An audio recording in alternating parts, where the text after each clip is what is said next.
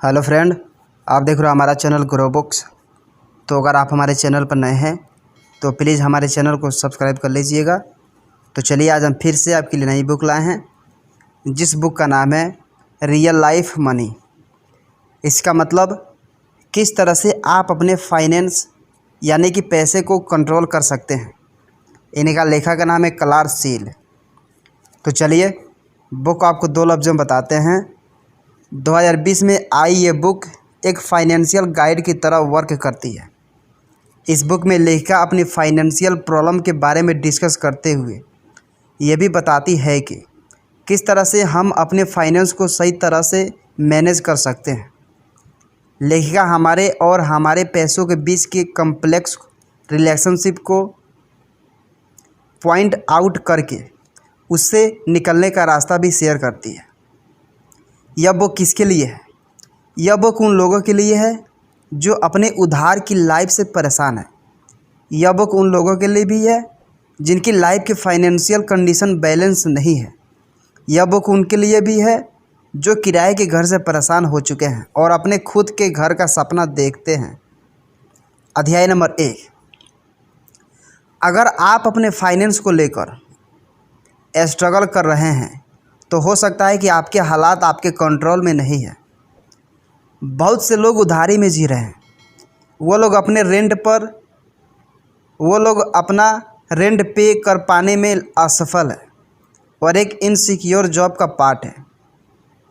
हालांकि वो लोग लगभग 30 साल के हो चुके हैं, लेकिन अभी भी किराए के घर में रह रहे हैं और अपना खुद का घर लेने का सपना देखते हैं। 2008 की इकोनॉमिक क्राइसिस के बाद इस जनरेशन के लिए चीज़ें और ज़्यादा मुश्किल हो गई। कई लोगों के लिए फाइनेंशियल सिक्योरिटी को ख़त्म करना एक सपना बनकर रह गया। अगर आप भी उन्हीं लोगों में से एक हैं तो परेशान होने की ज़रूरत नहीं है। आप इस बुक को पढ़ के जान पाएंगे कि किस तरह लेखिका ने भी खुद इन प्रॉब्लम्स को फेस किया है और किस प्रकार उन्होंने खुद को इस सब से बाहर निकाला है। इस समरी को पढ़ के आपको समझ में आएगा कि किस तरह से आप भी अपने पैसों की प्रॉब्लम के साथ डील कर सकते हैं। इसके अलावा आप जानेंगे कि किस तरह इंस्टाग्राम हमारी फाइनेंशियल प्रॉब्लम को बढ़ा सकता है, क्यों किराए के घर में भी आपको अपने घर जैसा अनुभव करना चाहिए, और इकोनॉमिकल लाइफ के साथ किस तरह से आप अपने दोस्तों और परिवारों के और करीब जा सकते हैं। तो चलिए शुरू करते हैं। कुछ लोग होते हैं जो हिचकिचाहट की वजह से एटीएम पर अपना बैंक बैलेंस भी नहीं चेक कर पाते। ज़्यादातर ऐसे लोग वो होते हैं जिनके पास पैसे तो होते हैं लेकिन वो खर्च भी बहुत जल्दी कर जाते हैं, जिसकी वजह से बैंक बैलेंस ज़ीरो रह जाता है। ऐसे लोगों को बार बार बैंक से वार्निंग वाले लेटर आते हैं, और ऐसे सिर्फ चुनिंदा लोग नहीं हैं, बहुत से लोग हैं जिनके हालात ऐसे हैं। तो अगर आपका फाइनेंस भी एक मेस बन चुका है तो कोई प्रॉब्लम नहीं है। कई बार ऐसा होता है कि फाइनेंशियल नॉलेज न होने की वजह से लोगों को पैसे के मामले में काफ़ी डिसएडवांटेज होता है। फाइनेंशियल नॉलेज न होने के पीछे फाइनेंशियल एजुकेशन न मिल पाना एक बहुत बड़ी वजह है। बात करें यूनाइटेड किंगडम की, तो वहाँ पर स्कूल में फाइनेंशियल एजुकेशन का कोई रोल ही नहीं होता। तो जब कोई स्टूडेंट पढ़ाई या फिर जॉब के लिए घर से बाहर निकलता है तो उसको सेविंग्स और फाइनेंस से जुड़ी हुई चीज़ों की बिल्कुल नॉलेज नहीं होती। बात करें लेखिका की, तो उनके स्कूल में भी फाइनेंस के बारे में सिर्फ एक बार बात हुई थी, वो भी किसी और सब्जेक्ट को लेकर। स्टूडेंट्स को फाइनेंशियल एजुकेशन देना पेरेंट्स के ऊपर छोड़ दिया जाता है और इसको एक लॉटरी की तरह देखा जा सकता है, क्योंकि सारे स्टूडेंट्स एक अमीर घर में पैदा नहीं होते। तो इस वजह से उनके पेरेंट्स उनको सही फाइनेंशियल एजुकेशन दे सकते हैं कि किस प्रकार से पैसों का सही यूज होता है। कई बार तो लोग अच्छी फाइनेंशियल कंडीशन की वजह से भी परेशानी में आ जाते हैं। यूनाइटेड किंगडम में तो सिचुएशन काफ़ी ख़राब है। वहाँ की गवर्नमेंट ने उन प्रोटेक्शन को हटा दिया है जो कि जॉब सिक्योरिटी और सैलरी बढ़ाने की गारंटी देते थे।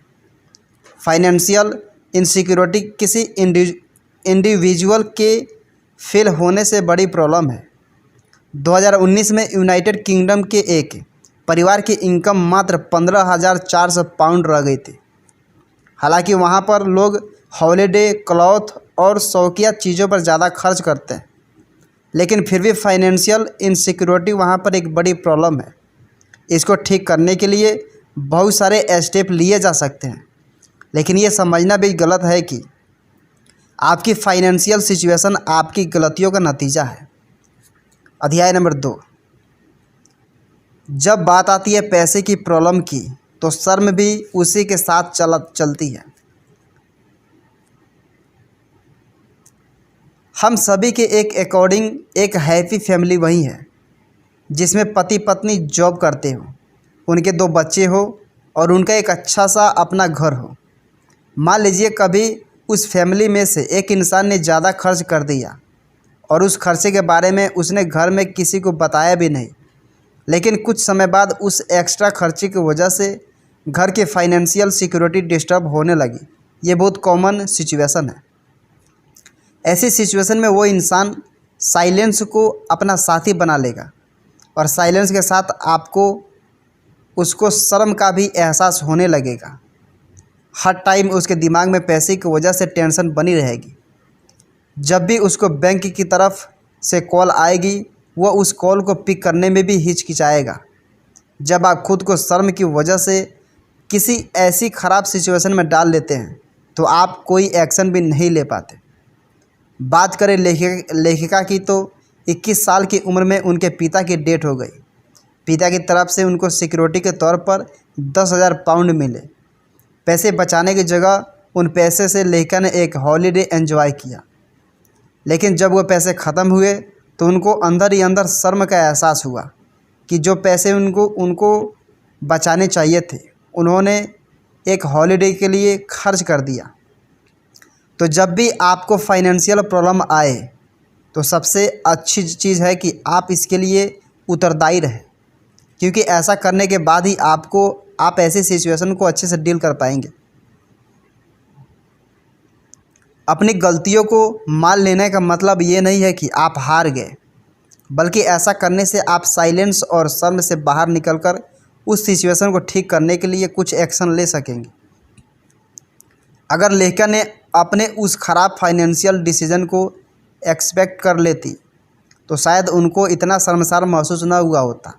जब आप किसी चीज़ के बारे में गिल्टी होते हैं तो आपका मन होता है कि सबसे दूर क्यों ना चले जाए, लेकिन अपनी मिस्टेक को एक्सपेक्ट करने से शर्म कम हो जाती है। अगर आपको लगता है कि सोशल मीडिया की वजह से पैसे की समस्या हो रही है, तो फिर एक स्टेप पीछे लेकर अपने फाइनेंस को कंट्रोल करिए। जब आपकी फाइनेंशियल कंडीशन सही नहीं होती तो सोशल मीडिया पे समय इन्वेस्ट करना भी मुश्किल होता है, क्योंकि सोशल मीडिया पर मौजूद लोगों की परफेक्ट लाइफ देखकर आपको और भी ज़्यादा बुरा फील होगा और इससे शायद आपकी फाइनेंशियल सिचुएशन और ज़्यादा ख़राब हो जाए। जब लेखिका मैटरनिटी लीव पर थी तब उन्होंने अपना काफ़ी समय सोशल मीडिया पर इन्वेस्ट किया। वहाँ पर उन्होंने कई तरह के अलग अलग इंटीरियर डिज़ाइन वाले घर देखे और उन्हें देखने के बाद उनका मन भी हुआ कि वह अपने घर को रेनोवेट करे। हालांकि वो पहले से ही ख़राब फाइनेंशियल कंडीशन में थी, लेकिन इसके बावजूद उन्होंने घर को रेनोवेट करने पर पैसा खर्चा किया। हालांकि रेनोवेट होने के बाद उनका घर बिल्कुल वैसे ही लगने लगा जैसे उनकी इच्छा थी, लेकिन इसके लिए उन्होंने बहुत सारे पैसे उधार लेने पड़े। ऐसा असल में क्यों हुआ? ऐसा इसलिए हुआ क्योंकि सोशल मीडिया पर वो सब चीज़ें देखने के बाद लेखिका को लगा कि उनका स्टैंडर्ड काफ़ी कम है और उसको ऊपर ले जाने के लिए उन्होंने ये सब किया। वैसे इस बिहेवियर को अवॉइड करने के बहुत सारे तरीके हैं। सबसे पहले चीज़ कि कुछ रियल करें और दूसरों लोगों की लाइफ की इमेज से दूर रहें। कुछ ऐसा करने की कोशिश करें जिससे इंटरनेट इन्वॉल्व न हो। और दूसरी बात, जब आप अपनी लाइफ को किसी के साथ कंपेयर करें तो अपने आप से सवाल करें कि उसके जैसा लाइफ जीने के लिए क्या आप अपने पास मौजूद चीज़ों को सेक्रीफाइस करने को तैयार हैं? क्या आप अपने दोस्तों और परिवार को छोड़ देंगे? उम्मीद है कि खुद से ये सवाल करने के बाद आपको अपना जवाब मिल जाएगा। याद रखें कि ऑनलाइन मौजूद ज़्यादातर चीज़ें एक इल्यूजन है। इल्यूजन यानी कि भ्रम। सोशल मीडिया पर दिखाई गई परफेक्ट चीज़ें बहुत कम ही परफेक्ट होती हैं। याद रखिए, हम वही देखते हैं जो लोग हमें दिखाना चाहते हैं। अध्याय नंबर 3, फाइनेंस एक फेमिनिस्ट इशू है। आपको एक शौक कर देने वाला स्टैटिस्टिक्स बताते हैं, यूनाइटेड किंगडम में 64% लोग जो फाइनेंशियल प्रॉब्लम से परेशान हैं वो महिलाएं हैं। हो सकता है ऐसा इसलिए हो क्योंकि महिलाओं को ज़्यादा सैलरी वाली नौकरी नहीं मिलती, या शायद इसलिए क्योंकि फैमिली के प्रति उनकी कमिटमेंट ज़्यादा होती है। वजह जो भी हो, यह बात तो साफ है कि पैसे के मामले में जेंडर डिस्पैरिटी है। बात करें जेंडर पे गैप की, यानी कि महिलाओं और पुरुषों को मिलाने वाली सैलरी के गैप की, तो बीते सालों में इसमें कोई खास इम्प्रूवमेंट नहीं हुआ। ऐसा इसलिए क्योंकि इस फील्ड में ट्रांसपेरेंसी की कमी है। बहुत सारी वर्क प्लेस पर एम्प्लॉय अपनी सैलरी के बारे में खुलकर डिस्कस भी नहीं कर सकते। ऐसी सिचुएशन में ये पता कर पाना बहुत मुश्किल है कि महिलाएं पुरुष से ज़्यादा कमा रही या कम। यूनाइटेड किंगडम में तो और भी ज़्यादा प्रॉब्लम है।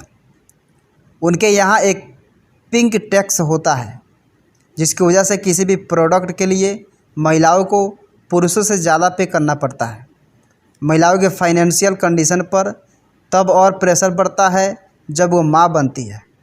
यूनाइटेड किंगडम में मैटरनिटी लीव पर पेमेंट इतनी लो है कि बहुत सी महिलाएं गरीबी में चली जाती है। माँ बनने के बाद कपड़े और खाने पर खर्च तो बढ़ती ही है, साथ ही महिलाओं के करियर पर भी संदेह बढ़ जाता है। जब वह काम पर लौटती है तो पार्ट टाइम जॉब या फिर फ्लेक्सिबल टाइम की डिमांड करती है, तो उनको न कर दिया जाता है। फिंगर्स के अकॉर्डिंग हर साल 54,000 महिलाएं प्रेगनेंसी की वजह से अपनी जॉब खो देती है। कई कंपनी तो ऐसी महिलाओं को जॉब ही नहीं देती जो प्रेगनेंसी के करीब होती है। 44% महिलाओं का कहना है कि प्रेगनेंसी के बाद उनकी सैलरी कम कर दी गई, और अभी 2021 है और कुछ खास बदलाव नहीं हुआ। हमसे पहले वाली जनरेशन के लिए अपना घर ले पाना काफ़ी आसान था, लेकिन आने वाले समय में ये एक इम्पॉसिबल काम बनकर रह जाएगा। अगर आप किराए के घर पर रहते हैं तो आपको पता होगा कि अपना खुद का घर न होने पर कितनी परेशानी का सामना करना पड़ता है। किराए के घर में आप अपने अकॉर्डिंग कुछ नहीं कर सकते। बात करें यूनाइटेड किंगडम की, तो वहाँ पर उनके टोटल पॉपुलेशन का 1/5 पार्ट किराए के घर में रहती है, और दिन प्रतिदिन ये नंबर बढ़ता भी जा रहा है। अगर आप किसी अच्छे घर से नहीं हैं, या फिर अगर आपने शुरू से ही अपने खुद के घर के लिए पैसे नहीं सेव किए हैं, तो आपका अपना खुद का घर ले पाना लगभग इम्पॉसिबल है। आखिर यूनाइटेड किंगडम में ये प्रॉब्लम आई क्यों? मार्गरेट थैचर जब यूनाइटेड किंगडम की प्राइम मिनिस्टर बनी, तब उनका टारगेट यह था कि सभी को उनका खुद का घर दिलाया जाए, और इसी कारण से उस समय यूनाइटेड किंगडम में किराए के घर में रहना और भी महंगा हो गया, जिससे सब यही चाहने लगे कि उनका भी अपना खुद का घर हो। और आज भी कंडीशन कुछ वैसी ही है। आज भी अपनी खुद की प्रॉपर्टी होना एक बहुत ज़रूरी चीज़ है, लेकिन खुद की प्रॉपर्टी खरीद कर उस पर घर बनाकर उनको किराए पर देने की वजह से किराए के घर में रहना और महंगा हो गया है। इसी वजह से जो लोग किराए पर रहते हैं वो कभी अपने खुद के घर के लिए पैसे सेव नहीं कर पाते, क्योंकि उनका ज़्यादातर पैसा घर का किराया देने में निकल जाता है। इसलिए आने वाली जनरेशन के लिए अपना घर ले पाना काफ़ी मुश्किल हो गया है। तो ये समय है कि अपने डिसीज़न को रिकंसीडर करने का, क्योंकि आप अपना आधा जीवन तो किराए के घर में ही बिता देते हैं। ग्रिलो ने अपनी book home rented sweet home में कहा है कि कोशिश करें कि आप अपने किराए के घर को इस तरह बना लें कि वहाँ पर आपको अपने घर जैसा एहसास हो। उस किराए के घर को अपनी सोच के अकॉर्डिंग डेवलप करें। हालांकि उनका मानना है कि रेंटेड हाउस को लेकर गवर्नमेंट की पॉलिसी में बदलाव आना चाहिए। अध्याय नंबर 4, फाइनेंशियल डिफ़िकल्टी से निकलने के लिए ज़रूरी है कि आप अपने लिए कंक्रीट यानी कि पक्के गोल सेट करें। जब आपकी फाइनेंशियल कंडीशन ठीक नहीं होती तो उस सिचुएशन से निकलना आपको काफ़ी मुश्किल का काम नज़र आता है। और उस ख़राब सिचुएशन से निकलने के लिए जिस चीज़ की ज़रूरत सबसे ज़्यादा है वो है क्लैरिटी। क्लैरिटी को हासिल करने का सबसे आसान तरीका है कि आप अपने लिए गोल सेट करें, ऐसे गोल जिसके बारे में सोचकर भी आपको हैप्पीनेस मिलता हो। अपने आप से ये सवाल करना बहुत ज़रूरी है कि कौन सी चीज़ आपको खुशी प्रदान करती है।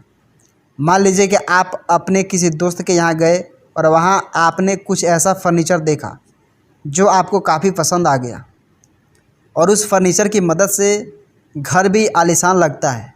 हालांकि अभी आपके पास उतने पैसे नहीं है कि आप उसको ख़रीद सकें, लेकिन अपने दोस्त की बराबरी के लिए आप कहीं से उधार लेकर फर्नीचर को ख़रीद लेते हैं। कुछ दिन बाद आपको एहसास होगा कि उस फर्नीचर के खरीद से आने वाली खुशी कहीं गायब हो गई और उसकी वजह से जो आपने उधार लिया था वो आपको परेशान किए जा रहा है। ऐसा इसलिए हुआ क्योंकि एक समय पर जो चीज़ आपको अच्छी लगी थी, आपको सबसे ज़्यादा खुशी देगी, वो आपके लिए उतनी अच्छी साबित नहीं हुई। इसलिए ज़रूरी है कि आप राइट गोल सेट करें।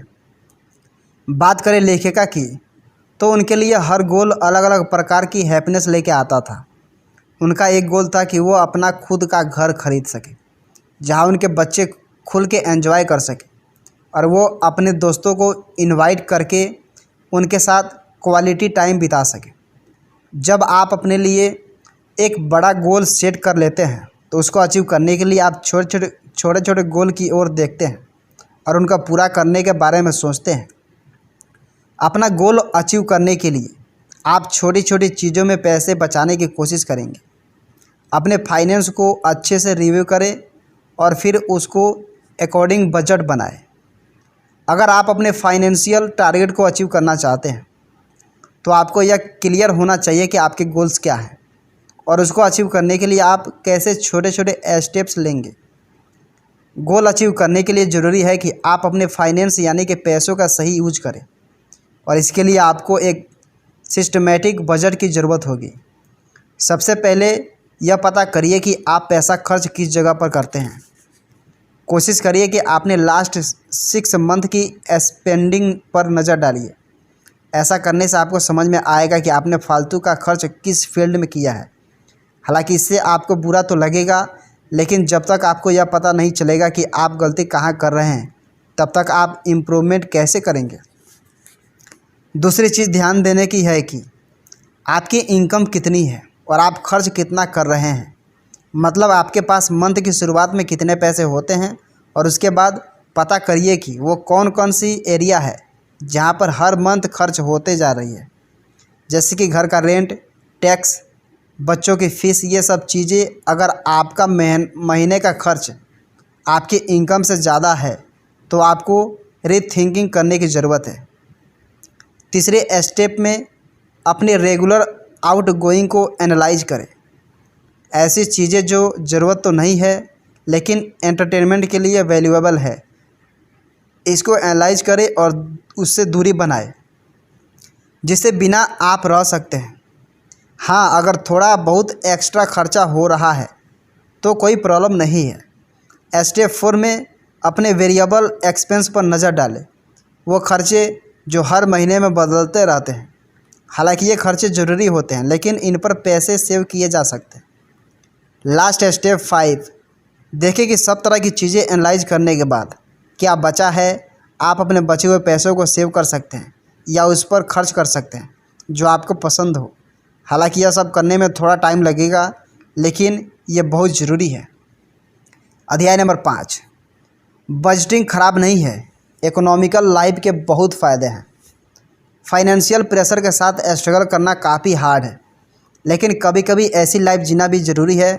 हमेशा याद रखिएगा, लाइफ इज़ शॉर्ट। आप अपने खर्चों को याद करके भी एंजॉय कर सकते हैं। इकोनॉमिकल होने से शायद आप उन चीज़ों को अप्रिशिएट कर पाए जिनको आप पहले ओवरलुक कर देते थे।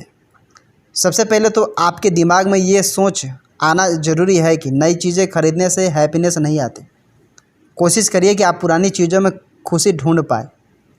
अगर आपको कपड़े ही खरीदने हैं तो क्यों ना सेकेंड हैंड शॉप पर जाकर खरीदें। पैसे फालतू जगह पर खर्च करने से अच्छा क्यों ना आप उन पैसों की मदद से एक पिकनिक प्लान करें या फिर म्यूजियम जाए।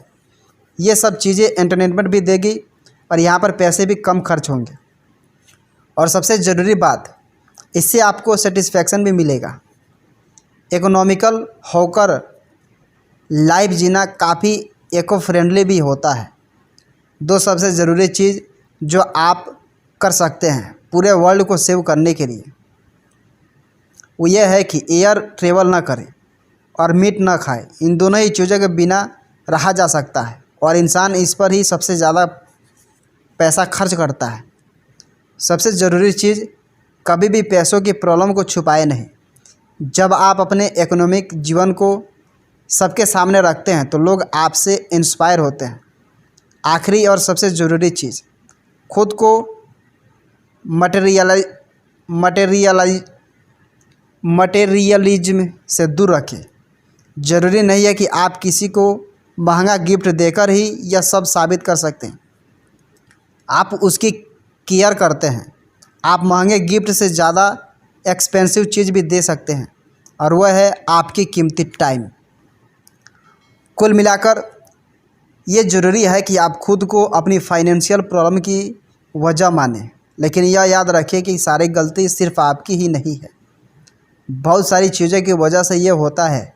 जब आप अपनी फाइनेंशियल सिचुएशन को कंट्रोल करने के काबिल हो जाए तो वही समय है जब एक अच्छा गोल आपकी हेल्प कर सकता है। Don't forget to live your life. क्या करें? अपने फाइनेंस को अच्छे से मैनेज करने के लिए एक स्क्वायर पेपर लें और जब भी आप सेविंग करें तो उस पेपर पर एक बॉक्स को कलर कर दें। जब आपको अपनी प्रोग्रेस नज़र के सामने दिखती रहेगी तो आपको एहसास रहेगा कि आप अपने गोल के कितने करीब हैं।